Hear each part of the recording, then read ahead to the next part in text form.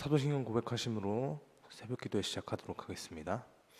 전능하사 천지를 만드신 하나님 아버지를 내가 믿사오며 그 외아들 우리 주 예수 그리스도를 믿사오니 이는 성령으로 잉태하사 동정녀 마리아에게 나시고 본디오 빌라도에게 고난을 받으사 십자가에 못 박혀 죽으시고 장사한 지 사흘 만에 죽은 자 가운데서 다시 살아나시며 하늘에 오르사 전능하신 하나님 우편에 앉아 계시다가 저리로서 산자와 죽은 자를 심판하러 오시리라. 성령을 믿사오며 거룩한 공회와 성도가 서로 교통하는 것과 죄를 사하여 주시는 것과 몸이 다시 사는 것과 영원히 사는 것을 믿사옵나이다. 아멘. 찬송가 218장 찬양하겠습니다. 218장입니다.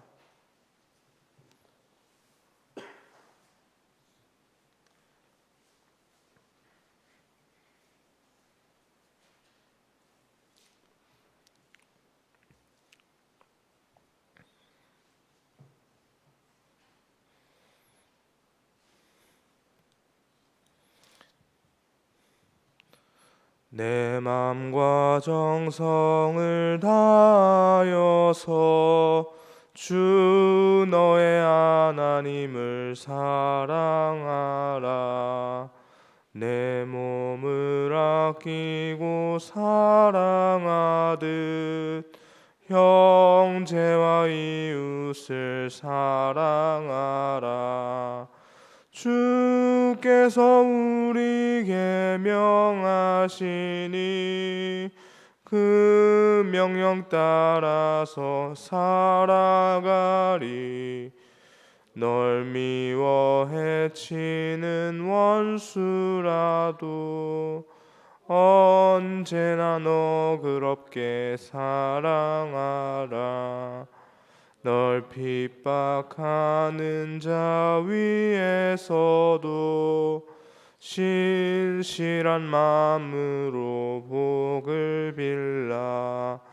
주께서 우리에게 명하시니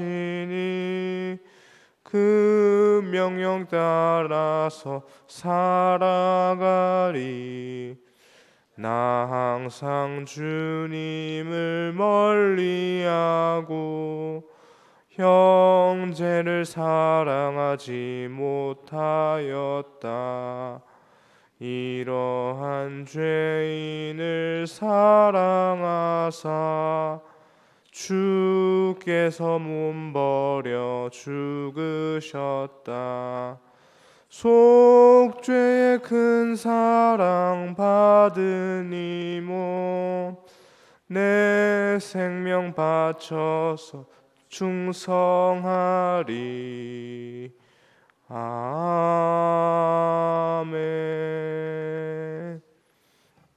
아멘. 이 시간 함께 보실 하나님의 말씀은 누가복음 3장입니다.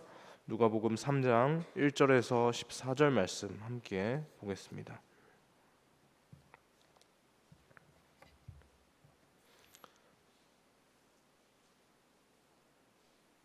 누가복음 3장 1절에서 14절까지 말씀입니다.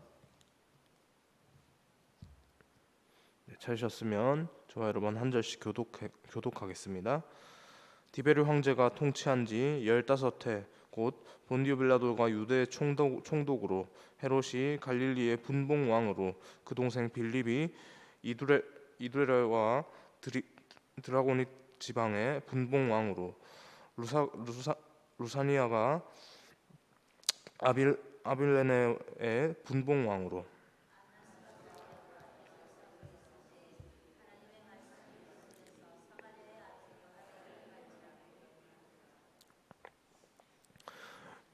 요한이 요단강 북은 각처에 와서 죄사함을 받게 하는 회개의 세례를 전파하니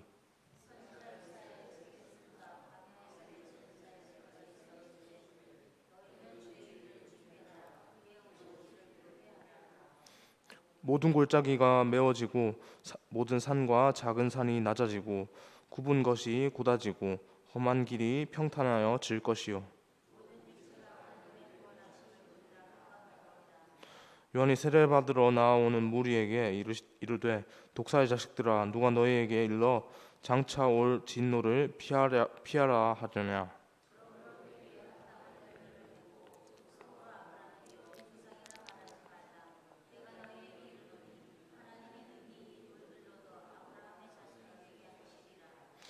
이미 도끼가 나무 뿌리에 놓였으니 좋은 열매를 맺지 아니하는 나무마다 찍혀 불에 던져지리라. 대답하여 이르되 옷 두 벌 있는 자는 옷 없는 자에게 나눠줄 것이요 먹을 것이 있는 자도 그렇게 할 것이니라 하고,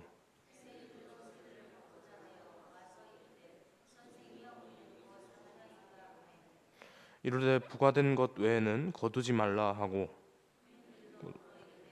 무엇을 하리이까 하매 이르되 사람에게서 강탈하지 말며 거짓으로 고발하지 말고 받는 급료를 족한 줄로 알라 하니라. 아멘. 어제까지 살펴보았던 누가복음 2장까지의 내용은 예수님과 또 세례 요한의 탄생, 또 그리고 유년기에 대한 이야기, 예수님의 유년기에 대한 이야기에 대한 것이 담겨져 있었습니다. 그리고 오늘부터 보게 된 3장 이후의 상황, 오늘 3장에 들어와서는 또 새로운 이야기가 시작이 되는데요. 누가복음 2장에서 3장으로 장수는 한 장이 넘어갔습니다. 장수는 한 장이 넘어갔는데 그 시간의 흐름이 껑충 뜁니다. 무려 18년이라는 긴 시간이 넘어가게 되는데요. 2장에서 12살 소년이었던 예수님은 3장에 와서 30살의 모습으로 등장을 합니다. 갑작스럽게 시간의 흐름에 어떤 비약이 생겼기 때문에 누가는 본문 1절 말씀을 통해서, 오늘 본문 1절 말씀을 통해서 당시에 그 넘어간 그 18년의 시대 가운데 시대적인 배경을 먼저 말을 해주고 있습니다. 예수님이 태어날 당시의 황제는 우리가 잘 알고 있듯이 아구스투스라고 하는 아구스토였습니다. 그런데 이제 황제가 바뀌어서 로마의 2대 황제인 세계사에서 이 티베리우스라고 불리우는 디베료, 우리에겐 디베료라고 많이 알려졌습니다. 그 디베료라는 사람이 로마의 황제가 되었습니다. 그것도 이 디베료라는 사람이 로마의 황제에 오른 지 이미 15년이나 지났다라고 그렇게 말하고 있죠. 그리고 이 유대 지역, 유대 그 일대 그 지역의 상황이 자세히 묘사가 되는데, 유대 지역은 로마의 직송령으로 총독이 통치하는 그러한 형태로 그렇게 통치 체제가 구축이 되었습니다. 그리고 갈릴리 지역은 헤롯 가문에서 특별히 다스렸다는 것을 알 수 있는데요. 우리가 여기서 눈여겨 볼 것은요, 로마는 다른 지역은 분봉왕, 즉 대리 통치자들을 세워서 그들로 그렇게 다스리게 했다는 사실인데요. 그런데 유독 유대 지역만큼은 로마에서 직접 총독을 파견해서 다스렸다라고 하는 사실입니다. 다른 지역은 분봉왕을 세웠지만 유대 지역은 특별히 로마에서 파견한 총독이 다스리는 형태를 띠고 있었던 거죠. 이렇게 로마 정부가 직접 총독을 파견한 지역은 역사적으로 봤을 때 보통 중요한 거점 지역이나 혹은 또 폭동이나 반란 등의 위험이 있는 아주 요주에 해당하는 그런 지역이었다라고 볼 수 있는데, 이 말인즉 유대 지역도 로마 정부가 폭동의 가능성이 있는 지역 혹은 아주 요주의 지역이다라고 그렇게 로마 정부가 그렇게 인식하고 있었다는 사실을 우리가 알 수 있는 대목입니다. 본래 유대도 분봉왕 아킬라오라고 하는 이 헤롯 아킬라오가 이렇게 다스렸습니다. 그런데 그는 난폭한 폭군의 모습을 보였는데요. 그로 인해 유대에도 폭동이 일어났고요. 민심도 흉흉했고, 그러한 불만들이 어디를 향하게 되냐면 분봉왕을 세운 로마 정부를 향하게 됩니다. 그래서 로마는 아켈라오를 폐위시켜버리고 빌라도를 총독으로 파견하여 유대를 직접 관할했던 것인데요. 누가는 당시에 이러한 정치적 상황을 이렇게 본문을 통해서 말을 해주고 있습니다. 또 2절 말씀을 보면 당시의 종교적 배경 상황을 알 수 있는데요. 예수님이 공생애를 시작할 당시에 안나스와 가야바가 대제사장으로 있었다는 사실입니다. 대제사장은 본래 아론의 자손 가운데 직무를 수행하게 되어 있어서 이렇게 세습이 되는 상황이었습니다. 레위 자손, 아론의 자손들 가운데 세습이 되는 것이었는데 이 사실 성도님들도 아실 겁니다. 그런데 로마 정부 치하에 있던 그 당시의 이스라엘의 상황은요, 로마 정부로부터 파견된 총독이 대제사장을 임명합니다. 그러니까 어떻습니까? 원래 제사장 직분 하나님으로부터 받은 그 대제사장 직분은 원래라면 세습되어서 아론의 자손에서 그렇게 나와야 되는 건데 로마 정부에서 임명을 하니까 아론의 자손 아닌 사람이 대제사장이 얼마든지 될 수 있는 상황인 것이죠. 그러다 보니 이제 자연스럽게 정치적인 수완이 좋은 그 어떤 로마 정부와 아주 긴밀한 관계를 유지하고 있는 그런 사람들이 대제사장이 되었고, 그렇지 못한 대제사장은 채 1년도 채우지 못해서 그렇게 파직되기도 하는 그런 형태를 띄었습니다. 심지어는 총독에게 뇌물을 주어서 대제사장에 오르기도 하는 아주 그런 직분을 사고파는 그런 모습들도 보였는데요. 그때 당시에 예수님께서 공생의 사역에 들어올 당시에 대제사장은 예수님 처음 당시에 대제사장은 가야바였습니다. 그런데 오늘 말씀에는 안나스와 가야바 두 명의 대제사장을 말합니다. 사실 안나스는 전임 대제사장으로 현직 대제사장인 가야바의 장인이었습니다.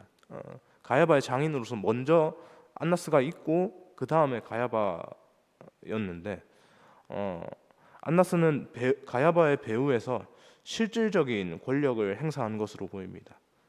그래서 현직 대제사장은 가야바지만 사람들은 안나스를 대제사장으로서 더 따랐다라고 볼 수 있는데요. 그래서 누가는 안나스와 가야바가 대제사장으로 있을 때라고 해서 이러한 종교적 권력 구조를 이렇게 이제 잘 보여주고 있습니다. 이것이 오늘 본문을 통해서 알 수 있는 예수님께서 공생의 사역을 시작하실 때 배경적인 상황인데요. 이러한 배경적인 상황을 보시면서 여러분 들으시면서 어떠한 생각이 드십니까?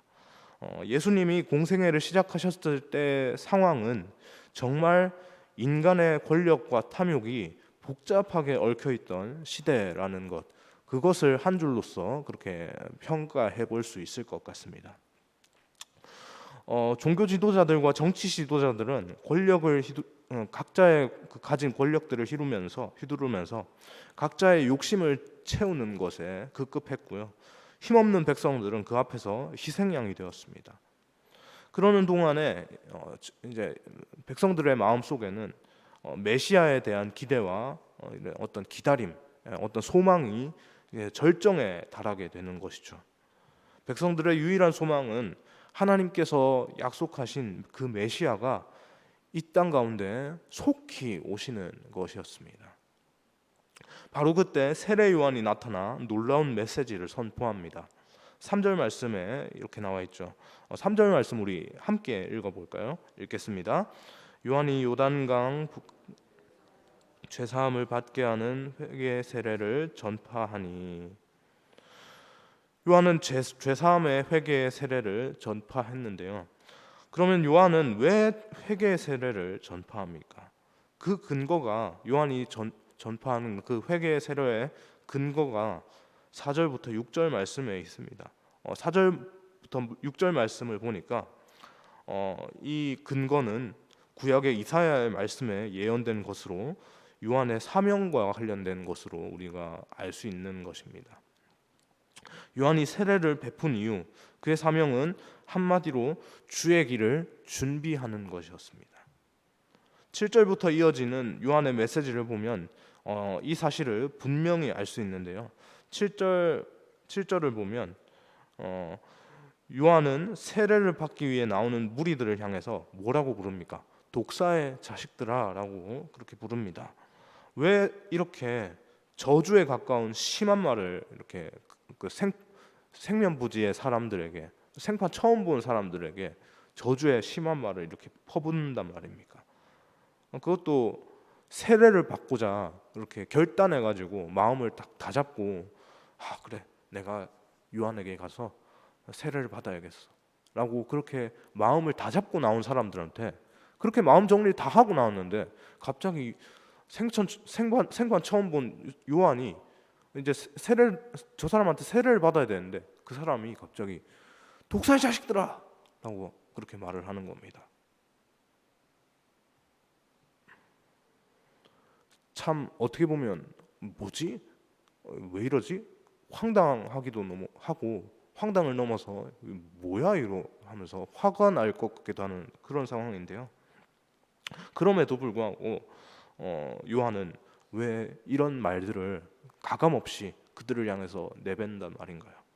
왜냐하면 지금 이 무리들은 세례받고 죄사함을 받는 일에만 관심이 있을 뿐이지 자신들의 진정으로 자기들의 잘못을 뉘우치거나 고치려는 생각이 없었기 때문입니다. 그 마음에 그 진정한 그 하나님을 향한 회개의 마음이 없었기 때문인 거죠. 빈 껍데기의 마음으로 나왔기 때문에 요한이 그것을 분명하게 보고 지적하는 것입니다. 여러분, 진정한 세례는 어떻게 이루어집니까? 바로 진정한 회개를 통해서만, 참된 회개를 통해서만 가능하죠. 그래서 요한은 이렇게 말을 합니다. 본문 8절을 통해서 회개에 합당한 열매를 이루어야 한다라고 그렇게 말을 하는 것이죠. 그저 아브라함의 자손이라는 것으로, 그 자손이라는 그 혈연적인 것으로, 자격으로만 그들이 구원을 받고 하나님의 백성이 될 수 있는 것이 아니라,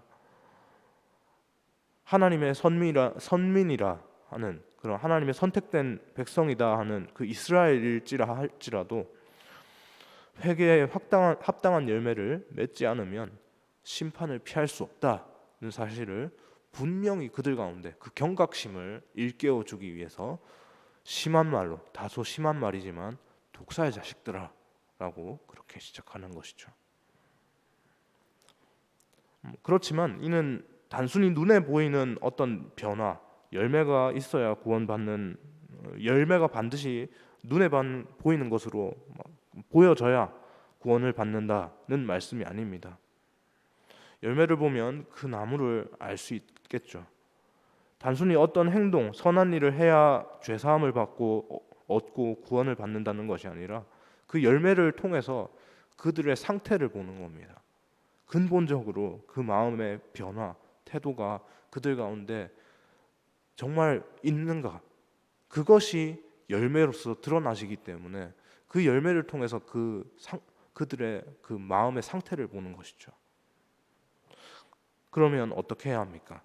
11절에서 14절 말씀을 보면, 그러면 어떻게 해야 할까라고 묻는 이들에게 세례 요한은 그렇게 대답을 합니다. 이 말씀을 보면 세례에 합당한 열매란 실생활에서, 특히 다른 사람들과의 관계에서 드러나는 것을 알 수 있는데요.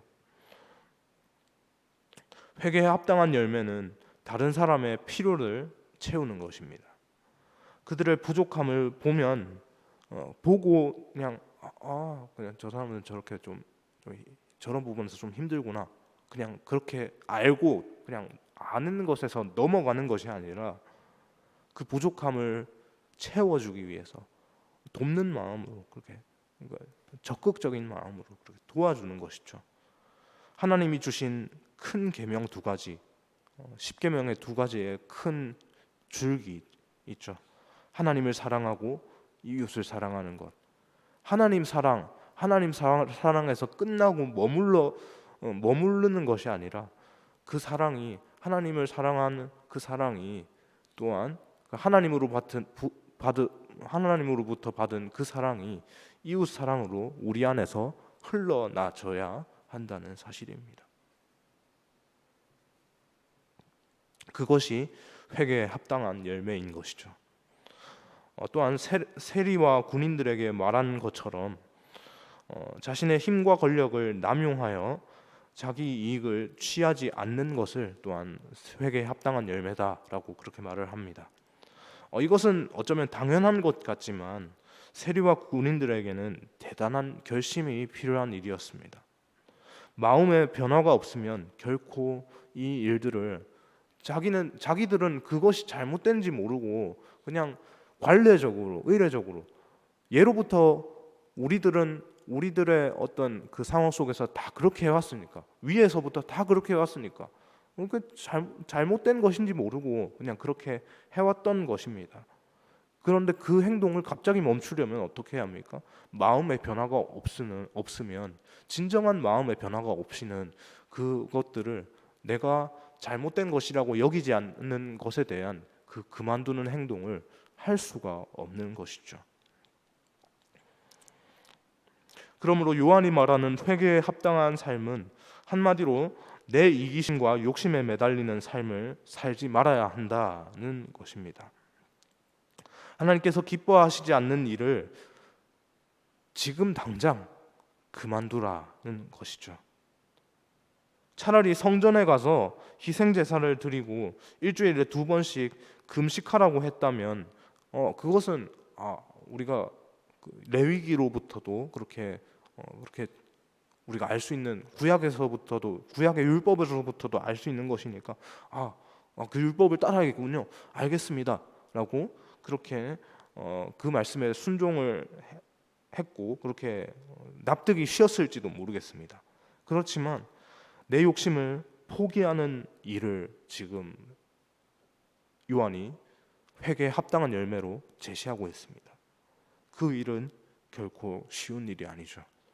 말은 쉽지만 내가 그동안에 아무런 문제의식 없이 잘 해오던 거였으니까 그 해오던 것에 대한 그 문제를 지적하면서 그런 행동 당장 그만둬야 한다라고 하는 것은 그 말에 동의하고 전적으로 따르는 것은 분명히 쉽지 않은 일입니다. 마음에 정말 강한 결단을 가지고 행해야 되는 것이었죠. 참된 회개란 이처럼 내 욕심을 포기해야 하는 너무나도 어려운 일입니다. 그렇지만 우리가 진정으로 회개하고 변화되었다면 우리 육신의 욕망을 이기는 또 다른 욕망이 또한 생겨나게 될 겁니다. 또 다른 욕망이라 함은 그것은 바로 하나님이 기뻐하시는 삶을 살고 싶어하는 선한 욕망입니다. 바울은 그것을 갈라디아서 5장 17절 말씀에 육체의 소욕을 거스르는 성령의 소욕이다 라고 그렇게 말을 합니다. 여러분, 우리는 그러므로 성령의 소욕을 따라 살아가야 합니다. 성령이 주시는 선한 욕망을 따라야 하는 것이죠. 우리의 욕망이 아니라 하나님께서 주시는 선한 욕망을 따라 우리가 살아내야 합니다. 이것은 하나님이 기뻐하시는 일을 하고 싶어하는 것입니다. 하나님께서 하시는 하나님의 마음이 나의 마음이 되어서 하나님께서 원하시는 그 일 가운데 하나님 내 발걸음이 향하고 나의 마음이 향해서 그 일을 내가 기쁨으로 여겨서 그렇게 행할 수 있도록 하나님 도와주십시오 라고 하는 이 기도가 우리 가운데 있어야 하는 사실이죠. 이것이 바로 회개에 합당한 열매를 맺고 살아가는 삶 가운데 그렇게 살아가는 삶을 살고자 하는 그 사람들의 입술에서 고백되어야 하는 기도인 것입니다. 오늘 우리 모두는 회개하고 세례받아 하나님의 자녀가 되었지만 여전히 우리 현실 가운데, 우리의 실상 가운데서 육체의 소욕을 따라가는 연약함이 우리 가운데 있습니다. 그러므로 다시 새롭게 여기 옆에 있죠? 다시 새롭게 다시 새롭게 결단하시고 이제 회개에 합당한 열매를 맺는 진정으로 성령의 소욕을 따라 살아감으로 하나님을 기쁘시게 하는 우리 모두가 되기를 주님의 이름으로 소망합니다. 기도하겠습니다. 사랑해 주님, 감사합니다. 하나님, 우리가 참으로 연약합니다. 우리 연약한 육신의 이 생각으로 우리의 삶에 있는 우리가 누리는 것들 가운데 우리의 욕망대로, 그렇게 우리의 욕심대로 할 때가 얼마나 많습니까? 하나님, 그러나 하나님께서 분명히 말씀하십니다. 육체의 소욕을 거스르고 성령의 소욕으로 살아갈 것을 오늘 본문 세례 요한의 말씀으로도 또한 말씀을 하셨습니다. 하나님, 우리 가운데 그러한 결단이 있게 하여 주옵소서. 하나님, 그러나 이 결단만으로 하나님 우리가 이것들을 이러한 삶으로 하나님께 살아낼 수 없다는 사실 또한 우리가 기억하게 하시고, 날마다 우리가 그렇게 결단하는 가운데서 더욱더 하나님의 긍휼하심의 은혜를 붙잡으며 기도하며 그렇게 구하며 살아갈 수 있는, 하나님께 집중하는 삶의 모습으로 살아갈 수 있는 우리 모두가 되어질 수 있도록 인도하여 주옵소서. 오늘 하루의 삶도 하나님 앞에 올려드립니다. 하나님께서 이끄시는 대로, 주님께서 가라 하시는 대로 그렇게 그 말씀 따라서 거룩한 삶으로 하나님께 영광 올려드리는 우리의 삶이 되어질 수 있도록 인도하여 주시고, 오늘 저녁에 있을 금요 기도 가운데 금요 기도의 가운데서 하나님께서 은혜 내려주셔서 우리가 기도할 것들, 하나님께 아뢰어야 할 것들 빠짐없이 우리 낱낱이 하나님 앞에 내어놓고 아뢰며 간구하는 그 시간들로, 하나님의 말씀을 들으며 우리의 마음을 온전히 내어놓는 그 시간들로 채워지게 하여 주옵소서. 감사합니다. 이 모든 말씀 살아계신 예수님의 이름으로 기도합니다. 아멘.